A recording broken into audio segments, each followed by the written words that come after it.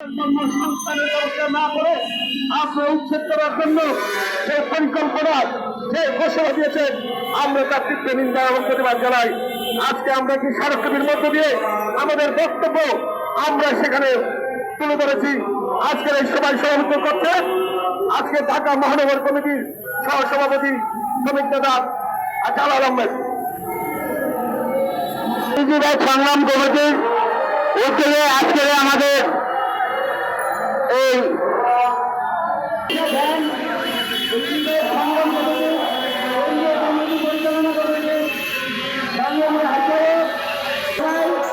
আমাদের আরো অন্যান্য নেতৃবৃন্দ ও আমার ভাইয়েরা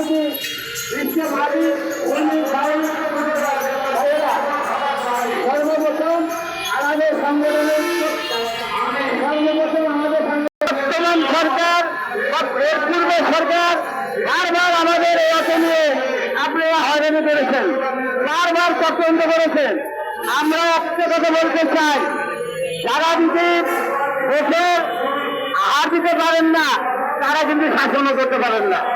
আমরা সমগ্র বাংলাদেশে 60 লাখ আমরা অটো রিক্সা চালক বাইরে আছি। এর সাথে যদি আমরা ফ্যামিলিভাবে যুক্ত করি, এক একটা ফ্যামিলিতে 5 জন দেনা তারা আমাদের 4 কোটি মানুষ এই অটো রিক্সার উপরে জীবিকা নির্ভর করে। আপনারা এই 4 কোটি লোকের জীবিকা কিভাবে আপনারা রক্ষা করবেন সেইটা, এমনকি আমাদের কর্মসংস্থানের ব্যবস্থা না করে আমাদের যে বিলম্ব করে রাস্তা থেকে উঠাতে পারবেন না। আমরা স্পষ্টভাবে বলি, আমরা সরকারের 14 বছর যাবে এই আধুনিক আন্দোলন করে আসছি। আমরা আমাদের একটি নৈতিক অধিকার ছিল যে আমাদের নিবন্ধন দিতে হবে, অর্থাৎ আমাদেরকে লাইসেন্স দিবেন, রোড পারমিশন দিবেন, আমাদের জন্য একটা সিস্টেম তৈরি করবেন। আমরা এলোমেলোভাবে গাড়ি চালাইতে চাই না।